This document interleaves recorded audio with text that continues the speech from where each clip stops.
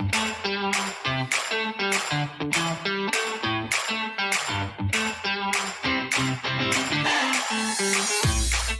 everyone. Welcome to the RC Plane Lab podcast. I'm Ron.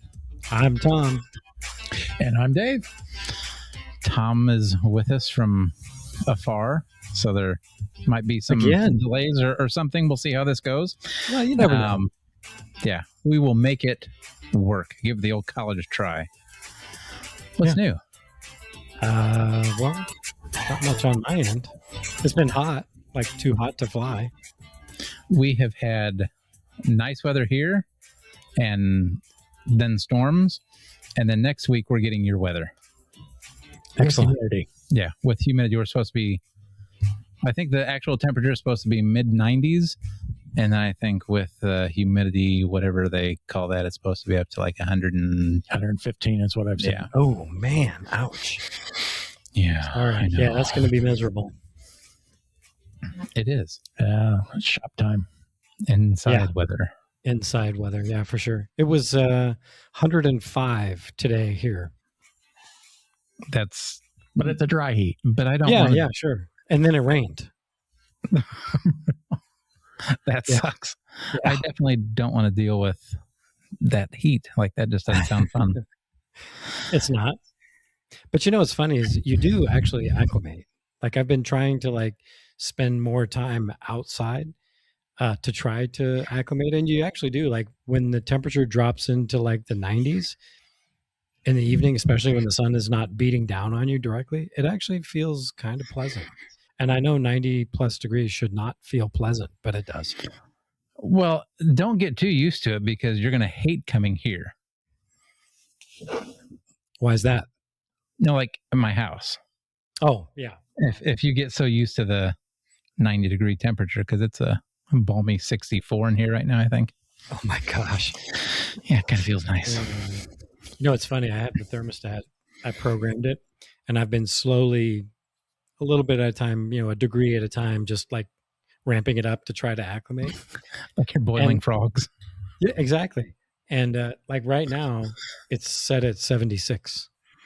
Oh, my house is 77 all the time. Well, you guys are older too, so. And I'm cold. Actually, I could actually have a blanket right now. I'm actually kind of chilly sitting here at the table. Oh my goodness, you guys are weird, right? Or I'm weird. I don't care. Well, somebody is. I do enjoy soaking up Ron's air conditioning when I am here. See, whenever Tom is here, he has to have a blanket, but I do. It's okay. It's true. I was going to say, I forgot, we talked about a couple things before we got started, but I forgot one of the things I did a couple weeks ago. We went camping, and it wasn't RC plane related, but I took my rock crawlers, and place we went was actually perfect for those. I've never been to a camping place to where there was like no grass. It was all rock. It was weird. And it was very hilly. And there were some very good spots for running the rock crawler. So I had a lot of fun with them. Where'd you go? Last birthday. Yeah. We went to was the Jellystone camp place in Eureka, Missouri, the one that's right by Six Flags. Down by rock there. Yeah. Oh my goodness. It was, and they don't let you bring your own golf cart. So it was $165, I think, for 2 days for a golf cart. That's dumb. But anyway, just hoping. Yeah.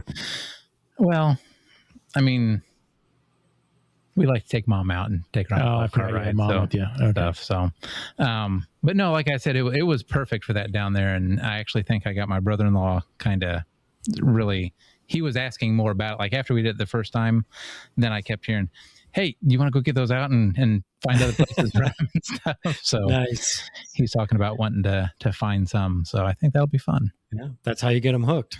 I know, right? Yeah. Now you need to get them hooked on airplanes. He's been asking. So I think we just need to make a trip out there sometime when everything calms down with everything else going on. But yeah. Take the Aero Scout and let him fly it. Yeah. He'll have no problem with it, I don't think. Although he might, now that I think about it, because he was commenting on how every now and then when he was driving to him with the rock crawlers, he would get it backwards on the steering. Yeah, just let him drive around a while. Oh, exactly. I mean, that's what he did. He went through a couple batteries and stuff on it, and yeah, it worked out well. That's the best way to learn, is just to mess around, especially with a car like that, to where it's not fast. So you're not worried about crashing into anything. And if it rolls, so what? Pick it up. Okay. Yep, cool. Hopefully another pilot in the group soon. I bet we'd be able to get him, especially once he retires. Yeah. I think he would be a good one for that. Mm-hmm. Anyway. And then you could talk him into building an airfield out there at his place. He's already offered. Oh, so why haven't you done it yet? Because it's a farther drive out there than it is to the field. Yeah, but it's almost as long. Free. Well, I mean, it's almost as long. No, because then you have to upkeep on it. It's almost as long for me to get to his house, or not his house, but the farm from our house, than it is to get to Eli. Oh. So. Yeah, but not for me. And that's all that matters. So you guys see E-Flite came out with a new airplane today? Yeah, it looks pretty cool. Yeah. About the only way I'm going to be able to afford to jump into an OV10. I know. I was thinking the same thing. Like, this is still expensive, but I can handle this one. Right, exactly. It does look cool. It looks like it flies really nice. It does, from everything we've seen, of course. Really nice details on it. Looks really good. And what Dave likes is clear canopy and pilots. And pilots. Yeah. The pilots do it for me. If you have a clear canopy, you have to have pilots. Yeah, an empty canopy just doesn't cut it. And it's 2 pilots. Yeah. They do that a lot. They short tandem canopies. They put 1 pilot in it. They did that with the T-28s. That F-18 I got to do is not theirs, but it's got a hole and everything in the canopy for the second pilot, and no pilot. I know. But it's if you haven't seen it yet, 645 millimeter wingspan, which I don't know why they don't tell us in inches, but it ends up being, what did I say, like 25-ish, a little over 25 inch. Yeah. That's a good twin size. brushless motors. Yeah, it is actually. It's a bigger airplane. Like, looking at it, like, because of the tail booms and stuff, it's a physically, like, the presence is bigger than like the Turbo Timber Revolution and that kind of stuff, even though they're roughly the same wingspan. So it looks like a bigger plane when you see the picture of somebody holding it. Has LEDs, has the detail, the scale stuff on it. The gear is removable. I mean, whatever. But I would like to see it land with the gear off. That's one thing they don't show you in the videos. Because, I mean, are they magnetized? Are they, because it's going to tear off. Oh, yeah. I would think. Yeah, especially just because the bombs hang so low and stuff. Yeah, with grass and all that. But it comes with pretty much everything you need to fly. And it is, what was it? $219. Well, $220. What battery does it, or batteries? I don't remember looking. 3S 600 to 3S 850. So I already have 4. Yeah. It's the same battery that the UMX Viper uses, right? No, the Viper is 4S 450. Yeah. That's right. Okay. Of which I have nothing else that uses those batteries. So it would have been cool if they would have. Maybe they'll come out with something else that'll use those. Sorry. It's okay. Internet lag. We'll see. So what else do you have that uses the batteries that the OV10 uses? So I have batteries. The UMX A10 uses the same ones. Oh, that's right. Okay. And then when I had it, the Erratics, the flat foamy one, the full size one, flew on that. Yep. So cool. So you already got batteries. Did you get it back ordered or pre-ordered yet? I haven't. I thought about it, but I haven't yet. Maybe we'll make a trip up to Brian's once it's released and pick up something, because we haven't seen him for a long time. Yeah, you should go check in and say hello. Tell him I said hi. Yeah, I will. Just drag the computer up and... Yeah, we'll just take the computer up and maybe put you on I don't know, maybe I'll put you on my shoulders or something, and it looks like you're I'll just put you in front of my face. How's that? Yeah. There you go. There you go. Perfect. That'd be an improvement. Ouch. That's a good thing he's a few hundred miles away. I know, right? Gosh. Click. Teasing. So next thing, we went to our local club's fly-in last weekend. A little open house. Yeah, Dave and I went with Daniel, and I watched. Pictures made it onto Facebook, and I was looking at the pictures. Looked like it was a pretty good turnout. Yeah, it was pretty busy. I think I saw 45 registered pilots. I thought I saw 39, but that's still pretty good. Yeah. For our little club, that's pretty good. Mm-hmm. Yeah, but that's about all. I mean, like I said, I didn't bring anything to fly. I didn't do anything. So kept trying to get him to bring stuff, but no. That's what it was. That was the weekend we went camping. We had just gotten home. Was it too windy? No, it's not. No, that was the weekend before, I think. I don't know what it was. We did something. I don't know. You said you had house projects. Well, I was working on that too, but I'm talking about like the days leading up to it. I felt like I was doing something that prevented me. Anyway, it doesn't matter. I mean, really, it's you just couldn't throw a 70 millimeter Viper in there and flown that? Probably could have. Yeah. Yeah. Thanks for making me feel bad. That's what I do. I know. My self-esteem has gone up so much since you've been gone. I gotta get home and beat that back down. Man, no kidding. But anyway, Dave, tell me all about what you flew and what you did. Oh, I forgot what I took. He didn't see this coming. Like he didn't know we were recording or didn't know. I just completely forgot about the inventory of what I took. Took a assortment of things. I know I took the Piaget. What else did I take? I took stuff. God, I remember Daniel had the Bighorn, and that's all I can remember. So I took the twin triangle shaped thing. Gosh, I've had a stroke. And the McTwist. I took the McTwist.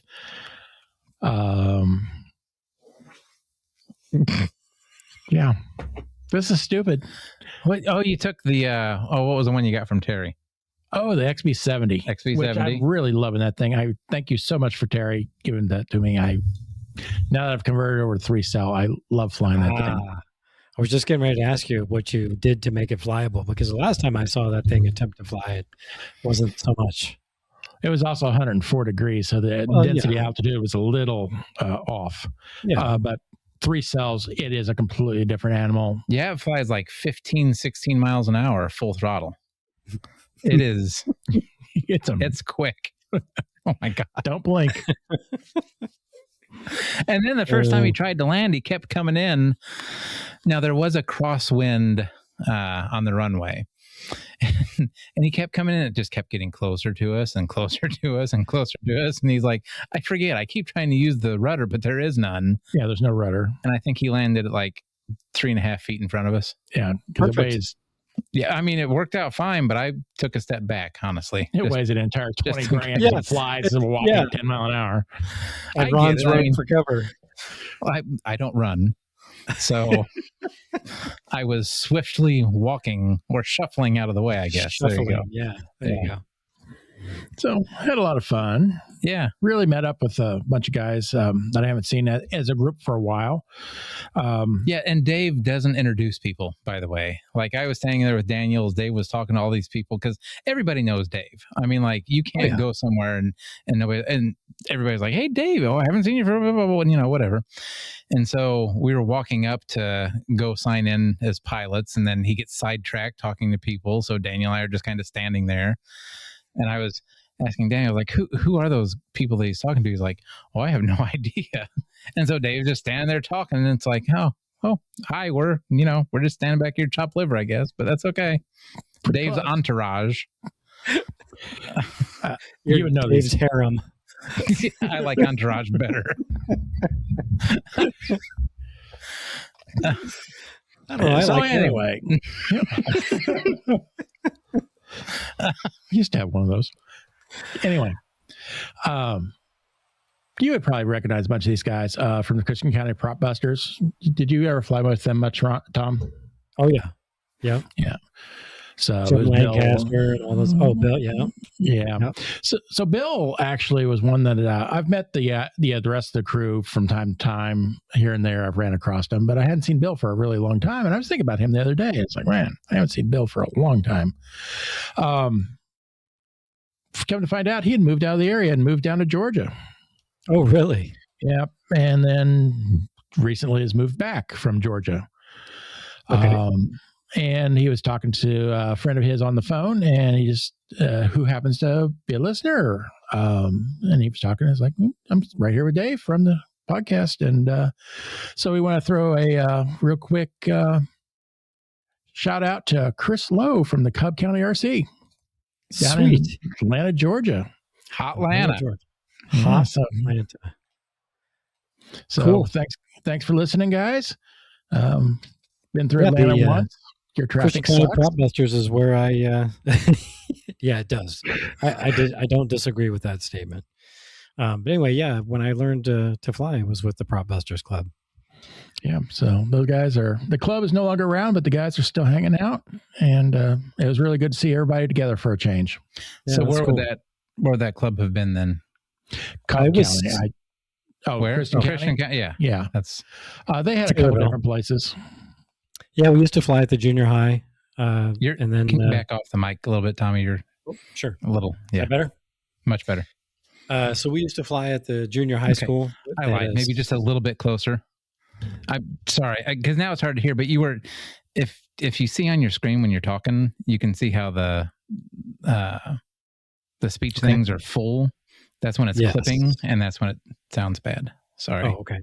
Yours are all full on my screen. Well, I'm recording us local, so it doesn't pick that part up. Okay. Sorry. That's all right. So at any rate, we used to fly at the junior high school there in Taylorville. Taylorville is where that is. Okay. Yeah. And then we had a field textile runway out by Buckeye Church, which is kind of, it's been so long I think it's south of town. And then for a few years we used to fly at Harold's place, but I think Harold passed away a few years ago. So at one point they were out at the airport or the county fairgrounds. I can't remember which it was. Well, they did both. We flew at both places. I don't know. We seemed to move around a lot. The Prop Busters always had a floating field. Yeah, until they moved out to Buckeye Church, and then they were out there for a number of years before they started flying out at Harold's place. So how long ago would this have been then that you guys were doing that and that they disbanded? I don't know when they disbanded, but I mean, I flew with the Prop Busters until I went to college, which would have been, 1999, I guess. I was flying with them in the early 2000s. Oh, sorry. Okay. 89, not 99. Oh, okay. And then, after I went to college, I flew in college. And then when I got back, we moved to Springfield and joined the club up here. Or up in Springfield. So that would have been a while ago. Yeah. So I gotcha. Really nice weekend though. We were there way longer than I expected. Yeah. I jumped out of there right around noon and ended up talking to Daniel after that. And he's like, no, we left at like 5:30. I was like, oh my gosh. It was a long day. That's a good long day. It was a decent day though. Yeah. Yeah. Decent weather, not too hot, not too cold. Yeah. Was it windy at all? A little bit of cross breeze from time to time. We were actually trying to sort out Daniel's paramotor, and it was a little too breezy for that. But everything else was fine. Yeah. And I think you said on the last episode it's beans this year? Yeah, it's beans this year, yes. That's which wonderful. Means it'll probably be corn next year. Oh, definitely for the next 2 years it'll be corn. Yeah, probably. So when you're back, we'll be flying over corn. Perfect. Nice. Anything goes down, it's staying down. I'm not going to get it. I always say that, but I always end up going out there to find something. Yeah. Yes. What's summer without a walk in the corn just for fun? Yeah. Yeah. Just for fun. Yeah. Funsies. Anyway, Dave, anything else? No, that's good. You don't remember what else he brought? Oh, because there was more than like I two brought planes. your Electrofly Cub. Oh yeah, Yeah. that's E-flite, by the way. Well, it's Electrofly in my radio, so that's why it's going to. Well, that's not correct. It's the 450 size E-flite Cub. 25 size Cub. Isn't that what I said? No, it's. It was. Oh, is that? No, hold on. It's got a Power 32 in it. So it was a 25E. Okay. Yeah, it was 25 size. Yeah. It's okay flying. I'm pretty sure it's going to go to Toledo, though. That means it might come back to me. Okay. Do you miss it? I like the looks of it, though. Have you seen it? Because he did it up in the, what was it, the Navy? Marine Corps Observation Squadron. Exactly what I was going for. Yeah. No, I don't think I've seen it. It's blue. It's blue and white. With some yellow on it. Oh, I bet it does look good. It does, actually. Has a bigger wing than I remember. Like, I think we talked about it before, but he like pulled it out and he handed me the wing. He's like, remember this one? I'm like, no. Yeah, it was that one. Was it on floats at one point? Yes. Well, that was the one I bought for at Toledo and took down to Joe and all the first year for floats. That's right. I remember now. Yeah. So he has the floats for him. He's looking for a picture. Not that it's going to do anybody else any good. I don't know if I can send it or not. I'm kind of weird in your basement tonight. Well, is it on your phone? Yeah. Well, continue. Hand it to me now. All right. I sent it to Tom. Oh. There it is. Now continue talking about things. So it is blue, white, and kept a yellow nose on it. Yep. As you should. Looks good. It flies decent enough. It's a Cub. Yeah, it's another Cub. So what else did you bring?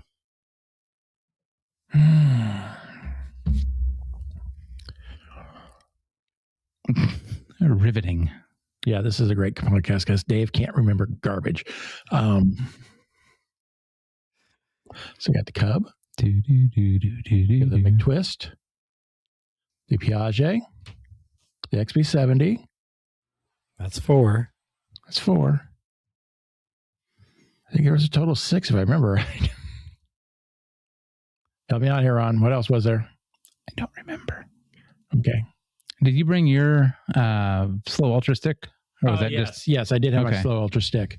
I know Daniel had his. That's 5. One more. There's one more. You can do it, Dave. I'm trying to think how they're laid out in the truck. That's a good way to do it. Yeah. Visualize. The 2 wings. That. Oh, the Radjet 800. Oh yeah. What's that? It's rad, man. You don't know what that is? That's the Hobby King one, isn't it? Yeah, that's the Hobby King pusher jet. Yeah. Okay. I know what you're talking about. It's magenta and white. I actually kind of liked magenta. Mm-hmm. I'm worried it's going to fade in the sun, though. It's a really good flyer. I hand launched for him. And he excellent hand launches. Mm-hmm. Yes. You hand launched somebody else's plane? It brought up my successful hand launch percentage to 50%. He threw the Radjet and he threw the XB70. No, I didn't do the Radjet. You didn't throw the Radjet? No, I did the XB70. But I think I threw that too hard. Because you threw the XB70 like it was a It slowed down after you let go of it. Well, it did actually. You could hear the motor like overspin as I threw it. And then the other one I hand launched was that Piaget or whatever it was. Oh, the Piaget. And that was where I just held it and just let go. But that still counts as a success. I'm watching the XB70 go. Yeah. Yes. So that's funny. Oh, well, that took long enough, didn't it? God, I'm dealing with a bunch of old people. It's okay, I guess. Yeah, I've been a little busy. I know. So that gets us through my first sheet of stuff then, if we don't want to talk about it, or if you're done talking about that. Yeah, we're good. Nothing else you can remember from that day? Oh, there's all kinds of stuff to talk about from that day, but... Well, then talk about it. Nobody wants to listen to it. No. I do. I wasn't there. Do tell. Just especially Bill and his underpowered electric extras, and he's a big fan of Extreme Flight. Apparently, he had some very nice planes there that were a little short on power. Mm-hmm. Yeah, I Really? think it. If you want to launch them to the moon, yeah, gotcha. They would excel. They look like the motor was going to leave the wings and tail in flight, just going straight up. Yeah, really had nice. A couple jets there. Yep, one of the guys had a couple of his jets. Yeah, ironically enough, he flew the MB339 in the same livery as Reggie's, that has not flown yet. Really? So, yeah. Interesting. I took a couple pictures of those flying, meant to send them to Reggie, but I forgot to, because it's going on 3 years now. Anyway, yeah, I've lost track actually. And his is in the alternate scheme, which I kind of like. Yeah, I do too. And that covering that printed or whatever it is doesn't seem to like sag or wrinkle like the Ultra Coat does, which is annoying. Yeah, I get it. You spend that much for it, and it's all saggy and blistery. Yeah. Okay, so let's move on, because that's fun. So one of the things that we talked about talking about was how we set up vehicles for transporting planes, what we do to them, what we have done to them, or what we plan on doing to them in the At future. some point. Yes.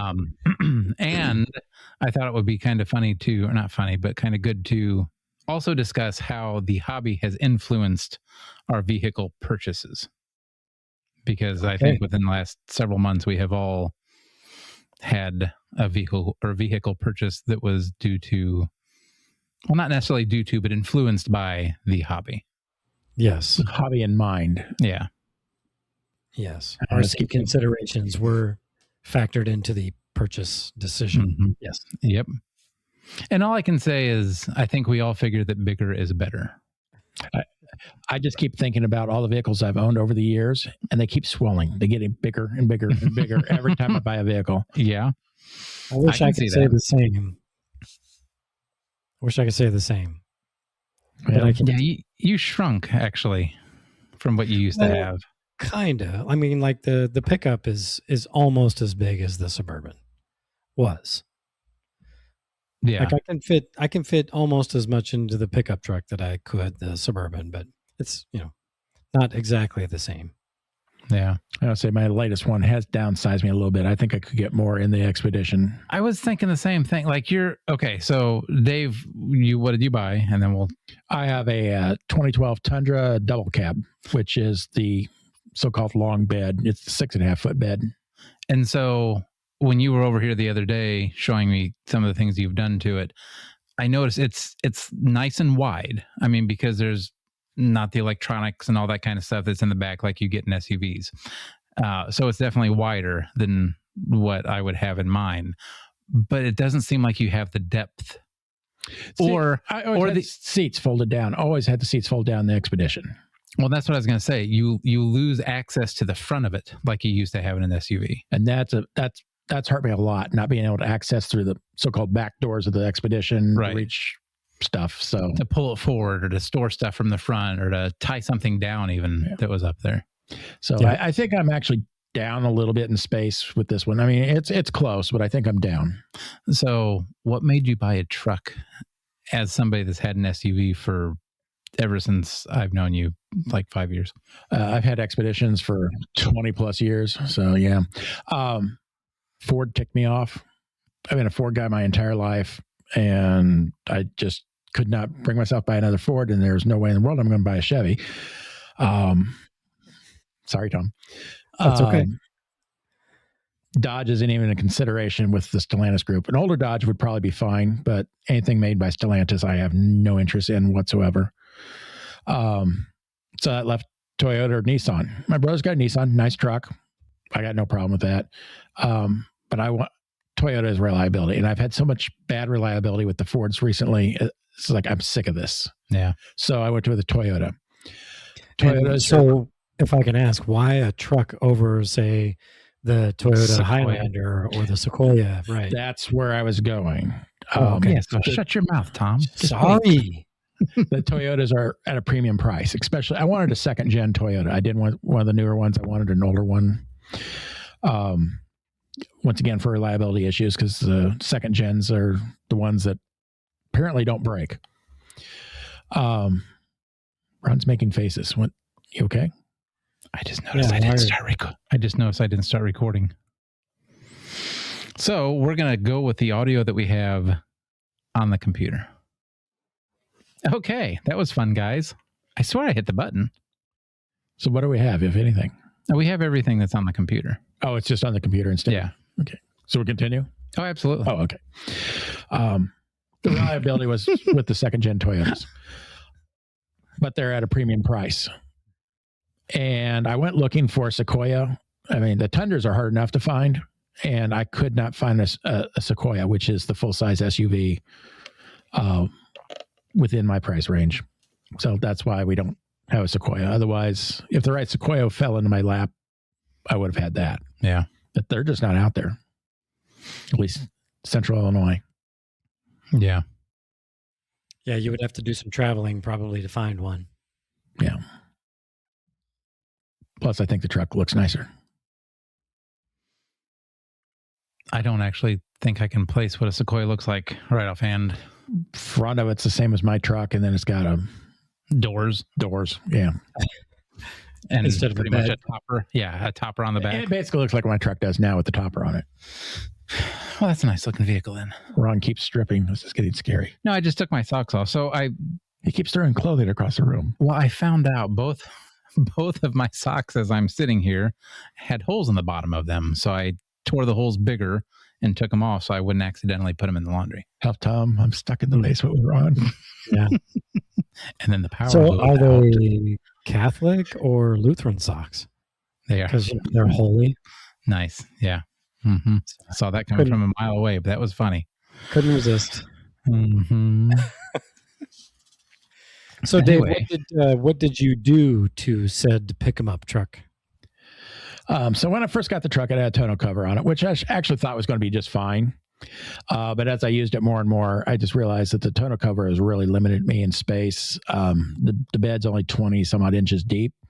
And some of my airplanes, like the quarter scale D7, is taller than that. So I wouldn't be able to close the lid on it.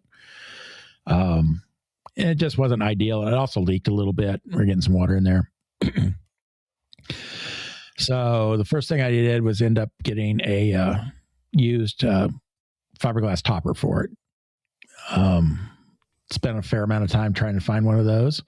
A local club member here found me one in Iowa, and we've talked about that in previous episodes where I had to go a little bit sketchy places to pick up a topper. You do what you got to do for the hobby. Mm-hmm. So we got the topper, and the truck had a spray-in bed liner when I got it. It was not a factory spray-in, but it was definitely done by an auto body shop or something along that lines. It was a well-done spray-in liner. Not great on the airplanes, and if they would slide a little bit, which I found out a way to keep them from sliding by just throwing moving blankets on top of them. But if they did slide or move around a lot, they were getting black marks on them from the spray-in bed liner. Not an ideal situation, and it was really hard to clean. I just didn't care for it. So I ended up finally breaking down and buying a bed rug for it, which is a bed liner that's made out of carpet. And it's got foam padding in it, so it's much easier on your knees when you're crawling around in it, which is nice. Aircraft don't slide around on it. A little bit of Velcro keeps them in place. Just a really nice liner. And then since I was doing that, I decided to go ahead and do some extra things to it as well. The topper had blocked the light on the back of the cab for the cargo box, so there was no light in the bed of the truck in the dark.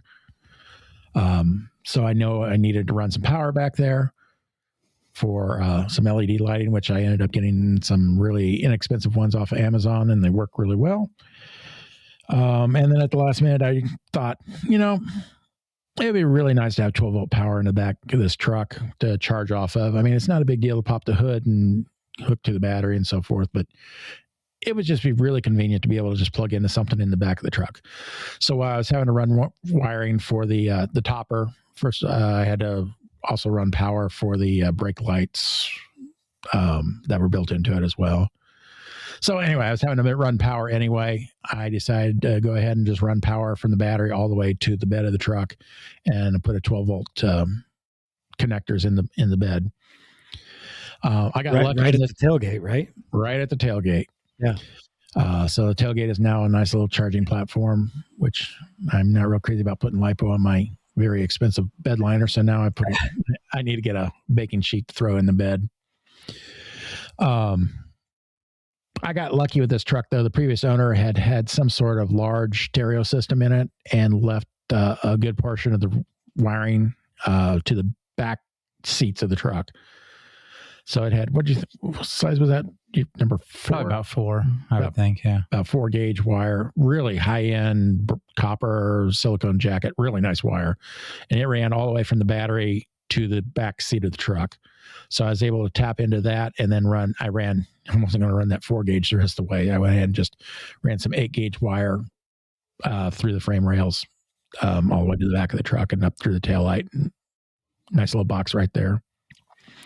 Yeah, it's a slick looking setup, actually. Yeah, I'm pretty happy with it. I used one of our listeners recommended using some solar connectors. I found some. I don't know exactly what they're called. When I look them up on Amazon, they're just called SAE connectors. I don't know if that's what the solar industry calls them. SAE means something completely different to me, coming from the automotive world. But little SAE connectors, real nice. So I put 2 connectors in a project box and bolted that to the side of the bed. I also got swing away toolboxes in the back of the truck as well. And they mount right at the tailgate, and they fill in the space between the wheel well and the tailgate. Really in a space that you don't use for much of anything. And I really like them. If you look them up, they're called swing cases, but these are generic swing cases. They're exactly the same as from what I can tell. They just don't have the swing case label on it, and they were half the price. Mm-hmm. It's an expensive label. Expensive label, yes. They work beautifully, and I really like those back there. So I've got the little storage area for charging cords and that type of thing right there at the tailgate. And I got a project box from Amazon that I mounted the connectors for the 12 volts in and mounted that on the side of the bed. Then I got thinking, after I did all that and I got everything mounted and made that box, I realized I didn't put a cigarette lighter in it for anything that needs that type of connector. Or lighting cigarettes. Like, yeah, I smoke so heavily. Chimney he is. I'm thinking more my air compressor so I can reach the trailer. But yeah. Forgot about that. So I ended up ordering another project box that I mounted a heavy-duty cigarette lighter adapter receptacle into. And I also put 2 posts on it in case somebody doesn't have I made adapters for my chargers so they can plug directly into the truck. But for like guests who have just clamp-on alligator clips, I've just made 2 screws sticking up where they can clamp onto it, and that plugs into the truck. Nice. So kind of a guest receptacle, and I put the cigarette lighter adapter in there. And that's what I've done to my truck. It's very nice and very handy. But here's my question, because I'm a paranoid type person about this. How many batteries can you charge off of your 12-volt battery before you have to have a jump to start your car? Don't know. I have only ran my truck battery down one time, charging off under the hood previously. And I jump started it with a 6-cell LiPo. Oh, okay. This truck or a previous version? I'm sorry, you blurred out. Oh, sorry. Did you have to jumpstart the current vehicle, or was it one from previously? It was my second Expedition. Okay. All right. Because I think I remember that, actually. And the battery was actually reaching the end of its life. It wasn't a healthy battery. Right. So, yeah, we had some alligator clips and we just jumped it. He said the wires got real hot real fast, but, on 22 volts, the truck started right away. Oh, my gosh. Yeah. Yeah. Like I said, I don't know. I've never done the math to figure out how many you can actually charge without killing your battery. Never really had a problem. I've always had the jumper cables in the truck just in case we do run it down. Yeah. I've got a bump box at home. I really need to start just throwing in the truck. But I have to jump start my lawnmower all the time, so it lives in the garage. I mean, the math should be fairly easy, right? Like most automotive batteries are somewhere around 600, cold cranking amps or whatever. So, yeah, but that's how much it can put out, not how much capacity it has. No, I understand, but like, seems like the math ought to be like, I'm not into math, but seems like the math ought to be pretty easy. I don't know. We charge it, 1 to 3 amps. Well, unless we're using our Spectrum G2 batteries, which can take up to 11, I think, some of them, or more, maybe. I don't know. Yeah. Well, it's the amp hour capacity of the battery. I don't know. Daniel and I have used his battery out of his boat a few times when we go up to like Streeter just to charge right there where we're sitting. Yeah. We've charged off that all day, both of us, and battery's fine. I mean, it start the boat right up. So, and I know that's a marine battery, so that's a little different situation. Cells, but I mean, if you haven't had problems, then there's no reason to think about it. But that's just something that goes through my mind. And I do consider that. If I've been charging a lot, I might go start the truck and let it run for a few minutes, just cause. But I've never had an issue. Okay. So, good to know. If I really worry about it, I can put a second battery in the truck. But there you go. Do you have a spot for one? There's plenty of room under the hood to get one stuffed if need be. It wouldn't probably be the full size. It would be what I would probably do is do a smaller, a large lawn tractor battery to actually use to jumpstart myself. Okay. With like a disconnect or something on it? Yeah. But like I said, it's never really been a problem. Except for the one time I had that battery that was on its way out anyway. Way back in the day when I used to race RC cars, some tracks you would go to, the only way to charge your batteries was off the vehicle battery, right? And this is back in the nickel metal hydride days, or even NiCads. When you were serious about racing, you would really, really hit those batteries. Sometimes, 6, you hit them hard. 8 amps. And all those years of racing, I never had any problem with, having to have somebody give me a jump. And frequently I would run multiple classes. So that meant multiple batteries, being charged throughout the course of an event. So I think it would take a lot to run a battery down to a point where you needed a jump. But like I said, the math is probably easy. I just don't know what it is. Yeah, I need to look into that because I'm sure that's not difficult. But anyway. Yeah. Okay. So Dave's setup's pretty slick. I've seen the pictures of the finished. Well, I think it was the finished product, and it looks really slick. Oh yeah, I've got the wing rack in there now too. Have you seen those? No, I have not. Okay, so I ended up building a wing rack to sit on the ledge of the camper shell. Oh yeah, I did see that. Yeah, with the cross braces. Yeah, right. I did see that. It's completely removable, no screws, it takes seconds to take it out if ever needed to be. And that is like double the capacity of the truck. This last weekend was the first time I was able to use that, and it made a huge difference. Yeah, cool. Having multiple layers would be nice. And so. Yep. Well, Tommy. Oh, I think Dave's done because he just quit. He just stopped. Yeah, there were some issues, but yeah, we won't go into that. Issues with the truck? No, sitting on my stump. Oh, gotcha. So Tommy? So I actually have 2 vehicles that I consider, well, I guess technically right now it's 3. No, there's no Reagan. Well, no, it's kind of a long story. But anyway, so I have a BMW X3, which it's like, I love that vehicle. It's a small SUV. And up until, a couple of years ago when I, got the first jet and, had some other larger airplanes that just physically wouldn't fit in the back of it.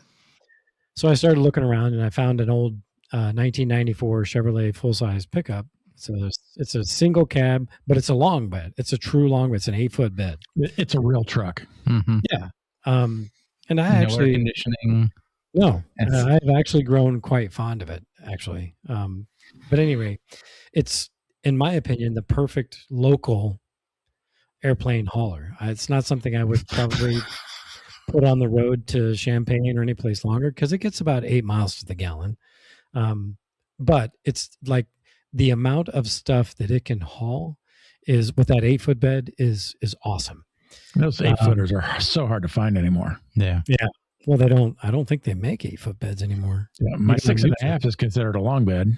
Yeah. But anyway, my biggest airplanes would fit in it, no problem. But not, like I said, ideal for taking to Monticello or any place much farther away than that. So started looking when I got to where I'm at now, and I really, really like my X3. Like it's like the perfect SUV for me. I don't haul kids around. Pretty much all I haul is airplanes and myself. And I really like the way the car drives, and so that kind of led me down the BMW X5 road. It's a bigger SUV, but still, the BMW, all the bells and whistles that come with, BMWs. And I found one not locally here, halfway between here and home, that I really liked. And it's actually set up very similar to my X3. It's the same color. It has all the similar kind of features, plus a few extras that are really nice. But it was in Dallas, Texas. So the last time I was able to come home, on the way back, on the flight back, I just hopped off in Dallas, went and picked it up and drove it the rest of the way to where I'm at now. And it's perfect. Like, I've measured the back of it. My jet will fit in it. Actually, any of the largest airplanes that I've ever owned will fit in it and be able to close the hatch. So it's like the best of all the worlds, right? It's the BMW that I like, with all the, bells and whistles. It's comfortable. It's a really good ride, and it fits all my airplanes. So, for going to or Monticello and other places like Toledo or wherever, maybe even Joe Knoll, if we need to take it to Joe Knoll, it'd be the perfect vehicle for that because everything will fit in it and it's a comfortable ride. The downside is that it was kind of expensive, and it's so nice on the inside that I don't want to mess with it. Like, I don't want to put a rack in it. I don't want to, mess with the electronics or anything like that. So probably on longer trips, I'll either, if there's no power at the field I'm going to, I'll throw a 12-volt battery in there to hook the charger onto, or whatever. Or I'll be with you guys, and you guys have really, really nice setups that I can borrow. But for local, that pickup truck is perfect. And what I did in the back of mine, I've not ran power to the back, but I think Dave, I may sort of copy some of your ideas, or maybe just outright plagiarize it. For the power. But what I did for a rack system is, I wish I had seen your setup before I built mine, but I just built a PVC framework with 2 levels, added a floor to each level, covered each floor with some of that outdoor type carpet that Velcro sticks really nice to. Yeah. And it's light enough to where, fully assembled, I can slide it out of the back of the pickup, put stuff on it in the front or whatever, and then slide it back in and close the tailgate. And then almost functions like a giant drawer. Exactly. Exactly. And then like you, I went shopping for a camper top and had to drive to Indiana because I found one that matched, same color, same amount of patina and everything. It really does. It's a consideration. Yeah. Well, I mean, you want to put a brand new, a brand new one on it. Yeah. So, but it actually is like the perfect airplane hauler. I just wish it got slightly better mileage. Otherwise, I would probably not have ended up with the X5. So 2 vehicles. The X3. Eventually, we're going to sell that to our one of our children who wants it. So, yeah. Currently, I own 3 airplane haulers, but soon to be 2. That's the way to do it. And I got the Santa Fe too. So yeah. Oh, see, Dave has 2 as well. But like I said, I'm gonna copy the power setup, and then like what Dave did in the back of his. I think, when I get home someday. Yeah. Yeah, we're more than happy to help you out with that. Sweet. It's an easy project. Cool. Just Good deal. be prepared for the sticker shock of wire. Oh, Yeah, I can imagine. It's amazing how much all that has gone up. And then the other thing is there is a spot for a second battery in the front of the pickup. So it's actually a 2500. It's a heavy duty 1 ton. So it's got the dual battery. no, so you did have a dual battery. It didn't come from the factory with it, but there is a provision in the front. It was an option, and so all I got to do is drop a battery in there and run the cables, if I choose to do it that way. Nice. Which I might. Yep. Yeah, you got the spot. Make nice and easy. Mm-hmm. Yep. Cool. So that's my setup. Very Rob, nice. how about you? Well, so I was in a little bit of a different predicament because I already have the trailer, but I was begging and borrowing and whatever, trying to find somebody to pull it because I didn't have a vehicle to pull it. Long distances. Well, yeah. you had So a vehicle. It just wasn't quite dependable. like Dave, I Or have Ford. sworn myself, I think, off of expeditions at this point because I think between the two of us, we've probably had, 7 or 8 that have gone bad. I've owned 3 of them. Okay, well, I've had 3 of them too, so 6. Or no. Yeah. So, okay, 6 between the two of us. And so I'm just like Dave too. I'm a Ford guy. I've always been Ford, but this time I jumped ship and actually bought a GMC Yukon XL. Otherwise known as a Suburban. No, Yeah. Reggie has a Suburban, so it's not a Suburban. It's a GMC Yukon XL. They play with the names. It's the same vehicle. I know that, okay, but stop. I didn't buy a Suburban because Reggie had a Suburban, actually. Okay. But anyway, so I definitely knew I wanted something. I wanted something big. I wanted something that could pull my trailer and anything that I might get in the future. And, a camper, bigger trailer, who knows? So we found this one, 3 weeks ago now or something like that, and ended up buying it. So I'm kind of in the same spot as Tommy, though. I don't really want to do much inside of it because I have the trailer, so I don't necessarily need to. But it's nice to have something I know I can pull wherever I want to go and handle it that way. And if you need to, you can just fold the seats, throw your stuff in it, throw blankets over them. And that's the other thing. Like, the amount of room in the back of that there's a lot. Like, it's impressive what you can fit in there. And the other thing that I have noticed too, and I don't know if it's just that I'm not good at packing or what, but You're not. Thanks, Tommy. But anyway, it seems like you can fit more in the back of a truck or like Suburban, whatever, than I can in the trailer comfortably. Really? Like, it feels like with the trailer, you can't stack stuff as well. You've got so much wasted vertical space because there's no racking in it. Well, I have the racks. He's got racking. Yeah, the boards. But it's like with the trailer, when I load airplanes in there, I have to tie every one down. Whereas when I load them in the back of like expeditions or whatever stuff is, you just stack it on top of each other and wrap it with a blanket or something like that. And it's not going anywhere. Yeah, off you go. Yeah. So I don't know how I feel about and that. I do yet. like the expedition or whatever. You can keep an eye on your stuff. Right. If something slides and bangs into something, I got to pull off the side of the road and readjust. Yeah. Where if it's in the trailer or in the bed of the truck, it's like, Out of sight, out of mind. What's going on back there? Yeah. Yeah. So, I mean, I can see pros and cons to both ways of doing it. I myself prefer the SUV over the pickup. I mean, I've got a really nice setup. I like what I've got. Same. But I would rather have the SUV. Yeah. Yep. Same. I mean, that's one reason why I bought that. Another reason about the X5 and not an X7.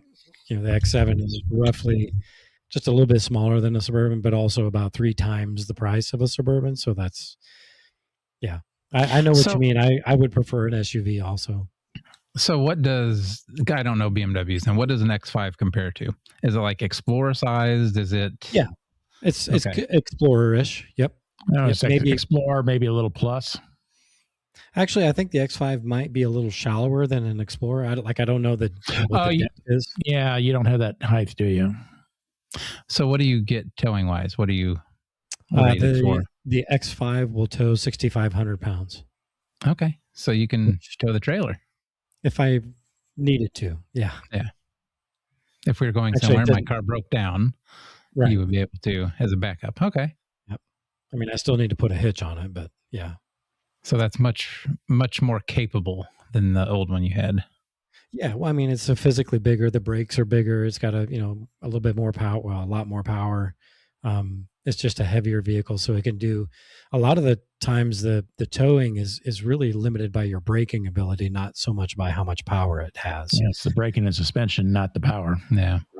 So and that's one thing I really like about the one I got. So it has an integrated brake controller, so I can control the brakes and everything. It has the air suspension in the back, so it self-levels itself. For this week.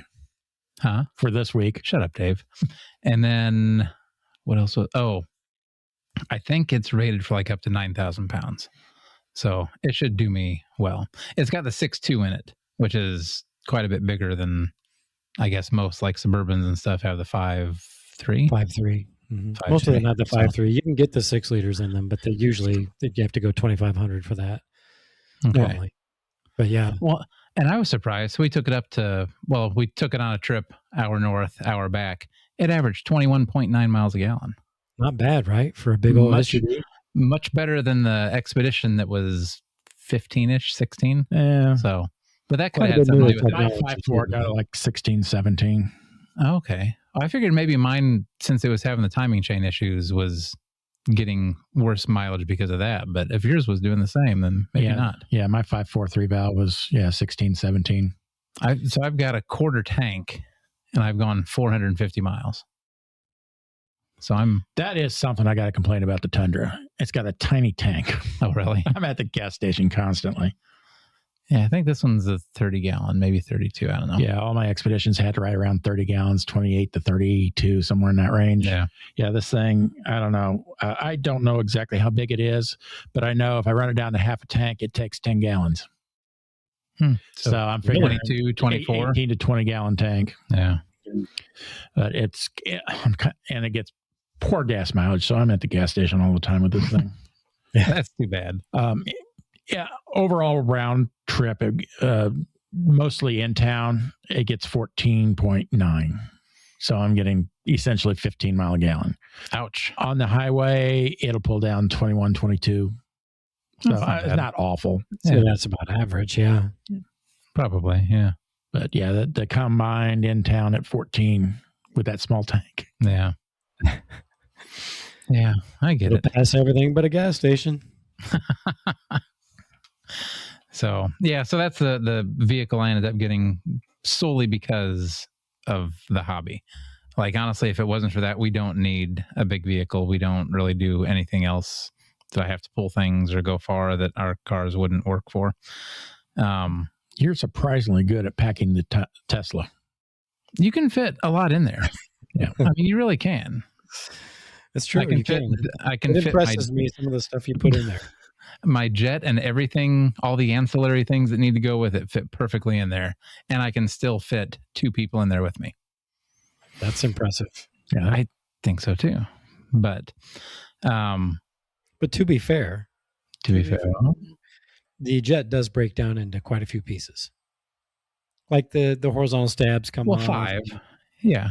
Yeah. So, I mean, it helps. It's not like I'm breaking it in half or anything. No, but I mean, that does help. Because a lot of times and it's not a big jet. With the vertical kind of limit, you can't rotate it 90 degrees so the tail's sticking up or whatever. So that actually does help. You can lay it on its side or whatever. But yep, it is still. I'm not going to take that away from it. It is impressive how much stuff you can put in with 5 gallons of fuel. With the I'm trying to think. Oh, the big case I have. Right. Fire extinguisher. A fire extinguisher, my big transmitter case, the chargers I have, which is a good size case, and the batteries and all that stuff. Yeah. It fits in there nicely. it's all about how you can finagle things in. Yes. Yeah. But anyway. Yeah. So whenever you get back and stuff and we start going places, we'll have new ways of getting things there. And then we can take the trailer, which will be very nice too. I have that. Looking forward to it. I'm getting that almost finished. So still have a few more things I need to do to it. I still want to get solar for the top and all that, but we ended up taking it when we went camping the other day, and I was able to run with the battery that I have in there and the inverter and stuff, the refrigerator. I ran, it was about 10 hours, and I think it used like 13% of the battery. So sweet. And that was running the Starlink dish too. So yeah, that's awesome. It'll be great when. So did you guys camp in the trailer, or did you take the camper too? We took the camper, but Crystal and I and Piper actually slept in the trailer. Oh, nice. And it was nice because I was able to set the air conditioner to 61. Oh my God. So it ran, and it actually does a decent job of keeping up with the heat. Obviously much better at night when it's not in the sun and all that's beating down on it. But it kept, I think we were at high 80s and it was low 70s in there during the day. So and it's black. So well, if you got a lighter half color, black, yeah. And then the top is silver, so at least it's not completely dark. But yeah, that's gonna definitely help. Yeah. So cool. Yeah, it was fun. Have to do that more often. I'd really like to make a couple trips out to the field sometime and just spend the night out there. Maybe we can do that in this fall. We can do a camp night or something, have a fire out there or something like that too. Yeah. That'd be awesome. Considering my trailer hasn't been anywhere in 2 years. That's on you. That's yeah. Brought it back from Joe Knoll, parked it in the backyard, and hadn't moved since. Well, we'll have to take it back to Joe Knoll next year. There you go. All right, gentlemen. I don't think I have anything else to talk about. Do you? No, I'll try to have more next time, but if it's going to continue to be 105 degrees, I'm not going out flying in that sort of weather. You say that every time. Every time that's what you say. Well, and like I'm man of my word. You're going to try to. You're not going to. Anyway, Dave? I'm good. Okay, let's get off here then. Yes, good. Yes. Everybody, thanks for listening. Until next time, I am Ron. I'm Tom. And I'm Dave. Good night. Good night. Good night. We hope you enjoyed this episode of the RC Plane Lab podcast. For topic suggestions, to ask questions, or to give any feedback, connect with us at rcplanelab.com or email us direct at either ron@rcplanelab.com or tom@rcplanelab.com. You can also text us or leave us a voicemail at 818-351-9846. Please subscribe, rate, and review us on your favorite podcast app. Until next time, may your landings be gentle.